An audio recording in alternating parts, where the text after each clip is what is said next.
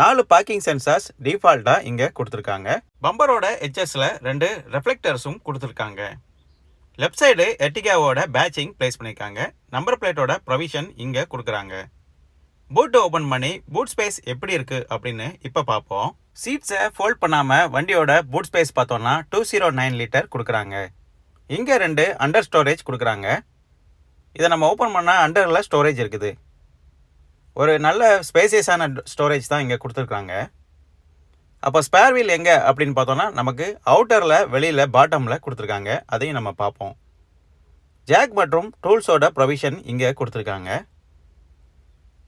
எல்லாமே லாக் மூலமாக ஃபிக்ஸ் பண்ணுற மாதிரி, அதாவது நமக்கு வண்டி வந்து பம்ப்ஸில் இல்லைனா குழிக்குள்ளே விழும்போது அந்த ஷேக்கிங் நாய்ஸ் வராத மாதிரி நமக்கு செட்டப் பண்ணியிருக்கிறாங்க. தேர்ட் ரோ சீட்டை நம்ம ஃபோல்ட் பண்ணோன்னா ஸ்பேசியஸ் இன்னும் அதிகமாக கிடைக்குது. அதாவது 550 லிட்டர்ஸ் நமக்கு ஸ்பேஸ் கிடைக்குது. அதே மாதிரி நம்ம செகண்ட் ரோவை ஃபோல்ட் பண்ணோன்னா 80